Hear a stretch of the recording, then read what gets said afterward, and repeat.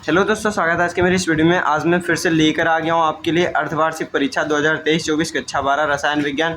मेरा कल मैथ का पेपर है तो बहुत ही इम्पोर्टेंट था मेरा कल के लिए पेपर के लिए तैयारी करना। आज मैं इंग्लिश का पेपर दे के आया हूँ तो यहाँ पर आपकी भारी बहुत ज़्यादा कमेंट्स आ चुकी हैं जिनसे मैं बहुत ज़्यादा परेशान हो चुका हूँ कि यही आपको केमिस्ट्री का पेपर चाहिए, इसलिए केमिस्ट्री का पेपर बनाने के लिए मैं यहाँ पर आपके लिए लेकर आ गया हूँ केमिस्ट्री का पेपर। तो यहाँ पर आपको मैं दिखा देना चाहता हूँ, यहाँ पर अर्धवार्षिक परीक्षा का पेपर है और इसमें पूछा गया है।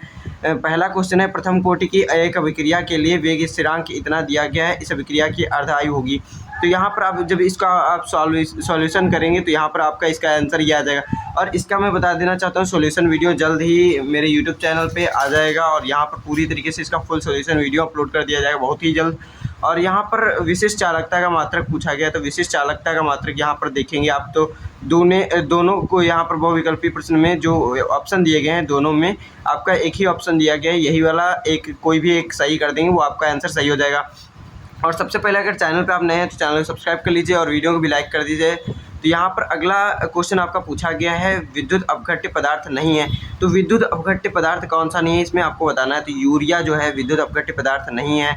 मेरे पास समय कम है इसलिए डायरेक्ट मैं ऑप्शन जो राइट है वो वाला दिखा दे रहा हूँ, वही बता दे रहा हूँ और आपको बस टाइम वेस्ट ना हो, डायरेक्ट मैं आपको बस सॉल्यूशन इसका जो आंसर है वो बता दे रहा हूँ और आगे की क्वेश्चन भी बस ऐसे ही पढ़ के सुना दूंगा और आपको इनका पूरा सॉल्यूशन कर लेना है अगर जल्द ही आपका एग्ज़ाम है। नहीं तो मैं इसके लिए फुल सॉल्यूशन वीडियो बहुत ही जल्द अपलोड कर दूंगा। तो यहाँ पर आप अगला क्वेश्चन देखेंगे, निम्न में से कौन सा अणुसंख्य गुणधर्म है। अणुसंख्य गुणधर्म परासरण दाब है। परासरण दाब जो है अणुसंख्य गुणधर्म है। और मैं बताना चाहता हूँ इसके सेम जैसा ये पेपर है उसी के जैसे कुछ क्वेश्चंस का वीडियो मैं पहले से अपलोड कर चुका हूँ। अगर आप उस वीडियो को नहीं देखे हैं तो उस वीडियो को ज़रूर देखिएगा, उसका कार्ड ऊपर वीडियो में आपको दिखाई दे रहा होगा, वहाँ पर आ चुका है कार्ड और उस पर आप क्लिक करके आप उस वीडियो को भी देख कर सकते हैं। तो यहाँ पर फिर आपका अगला क्वेश्चन पूछा गया है, शून्य कोटि की अभिक्रिया के लिए दर नियतांक का मात्रक है। तो शून्य कोटि की अभिक्रिया के लिए जो दर नियतांक होता है उसका मात्रक होता है मोल, लीटर इनवर्स, सेकेंड इनवर्स। फिर आपका यहाँ पर अगला क्वेश्चन पूछा गया है, एल्किल हैलाइड का सामान्य सूत्र है। तो एल्किल हैलाइड उसमें हाइड्रोजन परमाणु जुड़ा होता है जिसको एक्स से यहाँ डिनोट किया जाता है।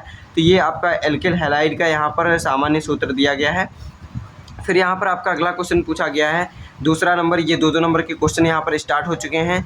और अभिक्रिया का वेग स्थिरांक क्या है ये आपको बताना है। फिर आपका अगला क्वेश्चन है, कोलराउस का नियम क्या है समझाइए। फिर आपका अगला क्वेश्चन यहाँ पर पूछा गया है, अभिक्रिया की कोटि और आणविकता में अंतर स्पष्ट कीजिए। तो ये सभी 2 नंबर के आपके क्वेश्चन हैं। फिर अगला क्वेश्चन है यहाँ पर मार्कोनिक ऑफ का नियम क्या है समझाइए, मार्कोनिक ऑफ का नियम। और फिर आपका अगला क्वेश्चन है, मोल प्रभाज किसे कहते हैं। विलेय के मोल प्रभाज एवं वाष्प दाब क्या है ये आपको बताना है। फिर अब हम बढ़ते हैं अपने अगले क्वेश्चन की तरफ। तो अगला क्वेश्चन आपका यहाँ पर दूसरे पेज पे दिया गया है, बहुत इंपॉर्टेंट क्वेश्चन पेपर है और ये बोर्ड परीक्षा की दृष्टि से बनाया गया है। जैसे क्वेश्चन बोर्ड परीक्षा में पूछे जाते हैं उसी तरीके का यहाँ पर क्वेश्चंस पूछे गए हैं, बहुत ही इंपॉर्टेंट क्वेश्चन है। तो ये वीडियो पूरा देखिएगा और क्या क्वेश्चन पूछे गए हैं उस तरीके से आपको उन्हीं क्वेश्चंस का प्रैक्टिस करना है, जिस तरीके से आपका जो अर्धवार्षिक परीक्षा रसायन विज्ञान का है उसमें आप अच्छे से अच्छे मार्क्स अर्जित कर सकें। तो इसके लिए आपको ये पूरा पढ़ना पड़ेगा। और उसी पीछे वाले क्वेश्चन में था, यहाँ पर मैं पढ़ के दिखा दे रहा हूँ क्या था। तो यहाँ पर पीछे वाले क्वेश्चन में पूछा गया था, वाष्प दाब, यहाँ पर विलेय के मोल प्रभाज एवं वाष्प दाब में अंतर स्पष्ट करना है। तो यहाँ पर आप देखेंगे दिया गया है कि अवनमन में संबंध का व्यंजक लिखिए। उसको जब पूरा क्वेश्चन पढ़ेंगे तो यहाँ पर आपको समझ में आ जाएगा क्या कहना चाह रहा है। फिर खा नंबर, हेनरी के नियम का उदाहरण सहित समझाइए। हेनरी का नियम क्या है उसको उदाहरण सहित समझाना है। यहाँ अभी भी 2 नंबर के क्वेश्चन चल रहे हैं। फिर आपका अगला क्वेश्चन यहाँ पर पूछा गया है, मानक इलेक्ट्रोड विभव से आप क्या समझते हैं, ये भी 2 नंबर का क्वेश्चन है। फिर आपका अगला क्वेश्चन है, विद्युत अपघटनी सेल तथा गैल्वेनी सेल में अंतर स्पष्ट कीजिए। तो ये सभी क्वेश्चन, अधिकतर क्वेश्चन इसमें से मैं पिछले वीडियो में बता चुका हूँ। अगर अभी तक भी आप नहीं देखे हैं चैनल उस वीडियो को तो वीडियो को जरूर देखिएगा। और यहाँ पर आगे को क्वेश्चन भी उसी तरीके से दिए गए हैं। निम्नलिखित पर टिप्पणी कीजिए, 3 नंबर का क्वेश्चन है, इन पर टिप्पणी देना है कैसे, और सब क्रिया क्या है ये आपको बताना है। फिर डार्जन क्रिया, इस पर टिप्पणी देना है। और फिर SN1 तथा SN2 अभिक्रिया की क्रियाविधि समझाइए, इसकी क्रियाविधि लिखना है। फिर एरिल हैलाइड नाभिक स्नेही प्रतिस्थापन अभिक्रिया के प्रति एल्किल हैलाइड की अपेक्षा कम क्रियाशील होता है, क्यों, ये आपको बताना है। फिर आपका अगला क्वेश्चन आईयूपीएसी नॉमेनक्लेचर से आया है, इसमें आपको इन सभी तीनों का आईयूपीएसी नाम बताना है। फिर यहाँ पर ये अगर आपको नहीं आ रहा है तो अथवा में एक क्वेश्चन दिया गया है, इसको आप हल कर सकते हैं। यहाँ पर ये क्वेश्चन आप देख लीजिएगा। फिर अब बढ़ते हैं हम अगले क्वेश्चन की तरफ। अगला क्वेश्चन यहाँ पर दिया गया है 5 नंबर, अभिक्रिया की कोटि से आप क्या समझते हैं? प्रथम कोटि की अभिक्रिया के लिए वेग स्थिरांक का व्यंजक निकालिए। तो 4 नंबर का ये क्वेश्चन है। फिर आपका अगला क्वेश्चन यहाँ पर दिया गया है हिमांक एवं अवनमन से, हिमांक में अवनमन से आप क्या समझते हैं? 0.48 ग्राम कार्बनिक यौगिक को 10.6 ग्राम बेंजीन में घोलने पर हिमांक में 1.8 डिग्री सेल्सियस की कमी हुई यौगिक का अणुभार ज्ञात कीजिए। तो यहाँ पर आपको अणुभार ज्ञात करना है। तो इसमें ये इस क्वेश्चन में हल्का सा गलती था, इसमें KF का मान नहीं दिया गया है। KF का मान ये आपको जब अणुभार ज्ञात करेंगे तो KF का मान जरूरी होता है, तो वहाँ पर डायरेक्ट एग्जाम में बता दिया गया था KF का वैल्यू जो है 5 है। फिर आपका अगला क्वेश्चन यहाँ पर दिया गया है विद्युत रासायनिक श्रेणी क्या है? विद्युत रासायनिक श्रेणी क्या है आपको बताना है, और व्याख्या करें कि निम्नांकित अभिक्रिया संभव है या नहीं। आपको पहले विद्युत रसायन श्रेणी क्या है ये बताना है, फिर आपको व्याख्या करना है ये जो अभिक्रिया दी गई हैं वो आपका संभव है कि नहीं।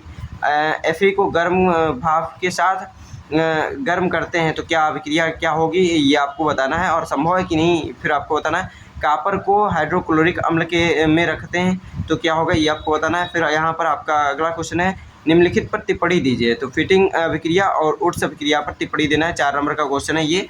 फिर अब बढ़ते हैं अपने अगले क्वेश्चन की तरफ। तो अगला क्वेश्चन यहाँ पर आपका अगला है 6 का शून्य, क्वेश्चन नंबर 6 है, और यहाँ पर इसमें पूछा गया शून्य कोटि की अभिक्रिया के लिए वेग स्थिरांक का व्यंजक तथा अर्ध आयु ज्ञात कीजिए। 5 नंबर का क्वेश्चन है। और या फिर ये आपको अगर नहीं आ रहा है तो संक्रिय ऊर्जा से आप क्या समझते हैं? आर्हेनियस का समीकरण समझाइए। फिर आपका अगला क्वेश्चन इसी में पूछा गया है। तो अगर अभी तक वीडियो को लाइक नहीं किया तो वीडियो को जरूर लाइक कर दीजिए और चैनल को भी सब्सक्राइब रखिए। आगे के क्वेश्चन जो आपके क्वेश्चन पेपर हैं आने वाले वो आपको जिससे कि जल्द से जल्द मिल जाए। और इस चैनल पे बहुत ही इंपॉर्टेंट चीज़ें आपकी अपलोड होती रहती हैं। अगर आपको इस जो पेपर है इसका PDF चाहिए तो उसके लिए जल्द ही मेरा एक ऐप लॉन्च हो रहा है, प्रेप ऐप लॉन्च हो रहा है। वहाँ इसका कुछ दिन में आपका इसी वीडियो में लिंक पेस्ट कर दिया जाएगा, वहाँ से आप लिंक को क्लिक करके उस ऐप को डाउनलोड कर सकेंगे और वहाँ से कोई भी नोट्स या फिर आप पेपर की PDF वगैरह आसानी से डाउनलोड या अपलोड कर सकेंगे। आप अपने पेपर का भी वहाँ पर PDF अपलोड कर सकेंगे, जिससे कि आप अगर हेल्प खुद का कर ले रहे हैं उस ऐप से तो आप दूसरे का भी हेल्प कर सकेंगे। वहाँ पर पेपर अगर आप अपलोड करेंगे तो वहाँ पर कुछ कॉइन वगैरह भी कुछ समय बाद ऐड होने लगेंगे और यहाँ पर इस तरीके से आपका इसका PDF आपको आसानी से मिल जाएगा। फिर यहाँ पर आपका अगला क्वेश्चन पूछा गया प्रयोगशाला में क्लोरोबेंजीन बनाने की विधि तथा रासायनिक समीकरण दीजिए। 5 नंबर का क्वेश्चन है। फिर इसी के अथवा में फ्रीडल क्राफ्ट अभिक्रिया को उदाहरण सहित समझाइए।